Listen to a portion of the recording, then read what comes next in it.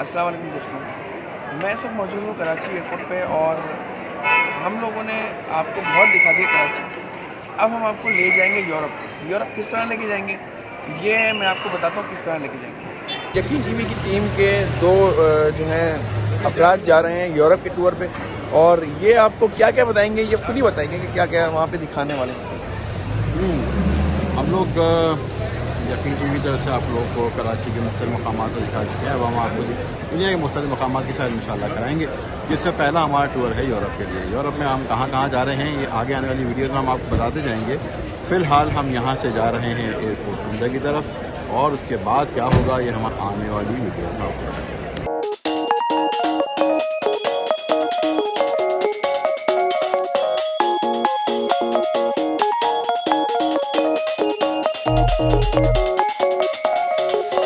यकीन का सफ़र की इस सीरीज़ में हम आपको सैर कराएंगे यूरोप के चंद खूबसूरत मकामात की। पहली वीडियो में इटली के सयाहती मकामात शामिल होंगे। यही नहीं, आप किस तरह कम पैसों में अच्छा टूर कर सकते हैं ये गुर भी हम बताएंगे। यकीन टीवी के सफ़र की इस सीरीज़ में Italy, Switzerland, Germany, Netherland, France और तुर्की के मारूफ और हसीन सयाहती मकामात शामिल होंगे। इस दौरान हम ये भी बताएंगे कि यूरोप में होटलिंग, ट्रांसपोर्टेशन और मुफ्त इंटरनेट सहूलत के लिए आपको क्या कुछ करना होगा। कुछ मुफीद एप्लीकेशंस का भी जिक्र होगा और इंटरनेट पर पाकिस्तान से ही होटलों की बुकिंग के लिए कुछ वेबसाइट्स और एप्लीकेशंस से भी आगाह करेंगे। तो अब यकीन का सफ़र शुरू करते हैं और आपको बताते हैं कि हम कराची से निकले तो तुर्की के रास्ते अपनी पहली मंजिल इटली के दारुल हुकूमत रोम पहुँचे। रोम की एयरपोर्ट पहुँचते ही हमें एक मसले ने घेर लिया। इस वक्त रोम पहुंच चुके हैं और इसी वक्त अभी हम एयरपोर्ट से बाहर आए हैं। हम अपने साथ जो खाना लेकर आए थे बहुत सारा वो पकड़ लिया गया और उन्होंने हमसे खाना हमारा खुलवा लिया। लेकिन फॉर्चुनेटली ये कि खाना उन्होंने छोड़ दिया। इवन ये कि उन्होंने एक्सरे में डाल के पूरे अच्छी तरह से उसको चेक किया। रोम के लियोनार्डो डी विंची एयरपोर्ट से बाहर निकलने के बाद हम अपने बस के टर्मिनल पे पहुंचे। SIT बस नामी सर्विस से हमने booking.com के ज़रिए अपने 2 टिकट पहले से ही बुक करा लिए थे। ये टिकट हमें तकरीबन 10.8 यानी 10.8 यूरोस के पड़े। करीबी सुपरमार्केट से हमने कुछ ज़रूरी सामान ख़रीदा जिसमें ख़ास तौर पे नाश्ते का सामान शामिल था। एक और बात जो मैंने यहाँ पे महसूस की वो ये कि यहाँ पे जो शॉपिंग बैग्स होते हैं ये फ्री नहीं हैं और मेरा ये ख्याल है ये सॉल्यूबल शॉपिंग बैग है क्योंकि इसका जो मटेरियल है ये जस्ट लाइक प्लास्टिक है लेकिन ये प्लास्टिक नहीं है, ये बायोडिग्रेडेबल बैग्स हैं। अब वक्त है रोम के अहम तफरीही मकामात की सैर करने का। सुबह सवेरे हमने अपने टूर के पहले मरहले का आगाज़ किया।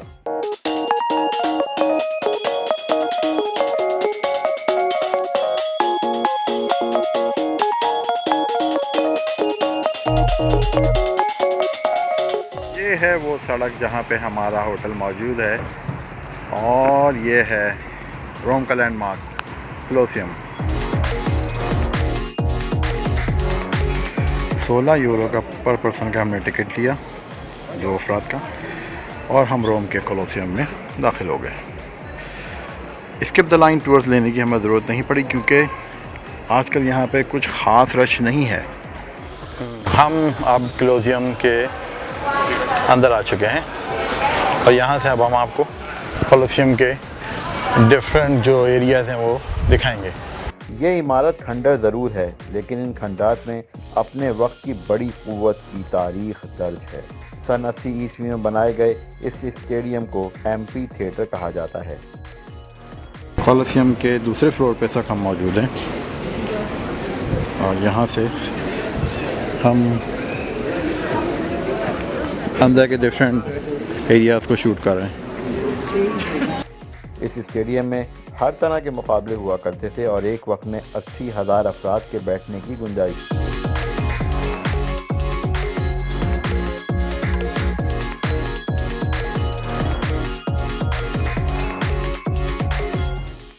ये रोमा फोरम का हिस्सा है। यहाँ तबका अशराफिया यानी कि एलीट क्लास अपने फैसलों का ऐलान करती और आवाम से मुखातिब होती। मुजरिमों को सज़ा भी इसी जगह दी जाती। इसके बाद हम कोलोसियम की तारीख जानने म्यूज़ियम पहुँचे। यह है कदीम यूरोप की 2000 साल तारीख़ का मुख्तलिफ हिस्सा।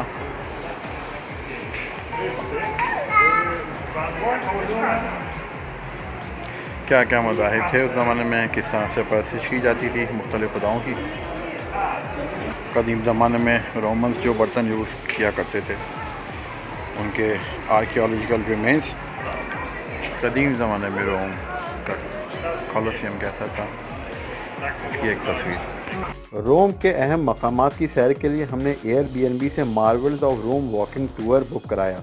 इस टूर में हमारे मेज़बान थे रसल और हैरी और उसमें शामिल था Trojan forum, Trevi fountain, piazza Venezia, piazza Navona और पैंथियन चर्च। ये सारे मकामात 1.5 किलोमीटर के इलाके में मौजूद हैं।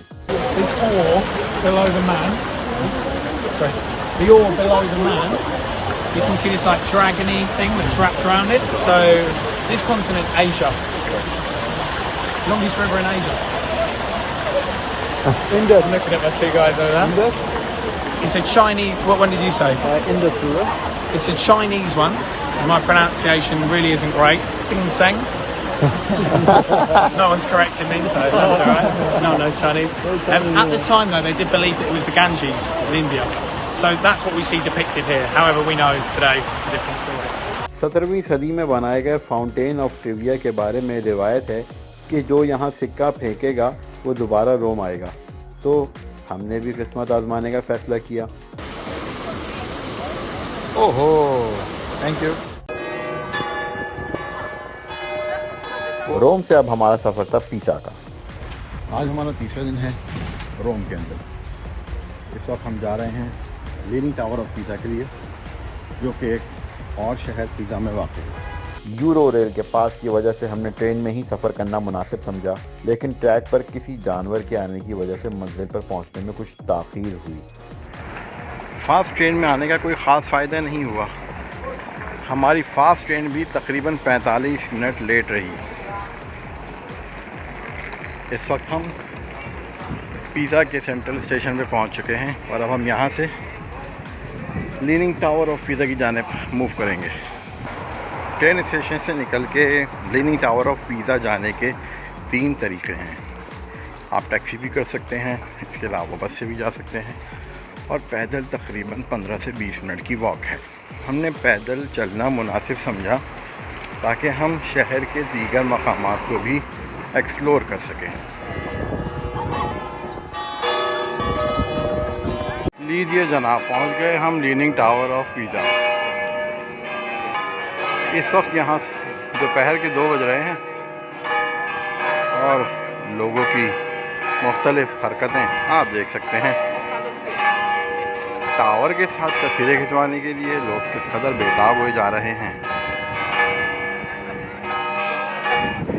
पिज़ा की कुल आबादी तकरीबन 1 लाख है और यूरोप के दूसरे शहरों की निस्बत ये थोड़ा अंडर डेवलप और बहुत बेसिक सा लगा।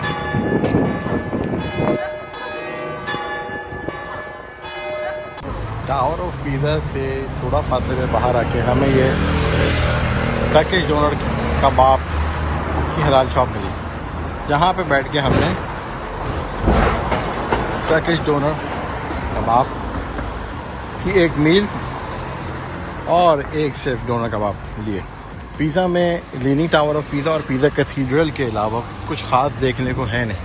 पिज़ा एक यूनिवर्सिटी सिटी है, यहाँ पे आधी से ज़्यादा पॉपुलेशन स्टूडेंट्स की है।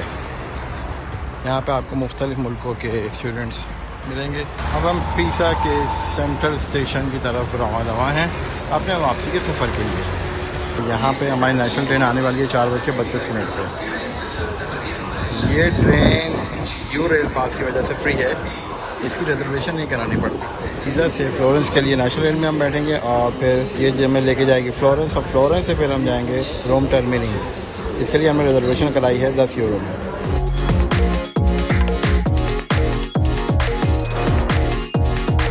यकीन के सफ़र की पहली वीडियो को यहीं मुकम्मल करते हैं, लेकिन आपने हमारे साथ ही रहना है। अगली वीडियो में शामिल होगा इटली के फैशन सिटी, फैशन हब मिलान का सफ़र और स्विट्ज़रलैंड के बर्फ़पोश हसीन पहाड़ भी दिखाएंगे।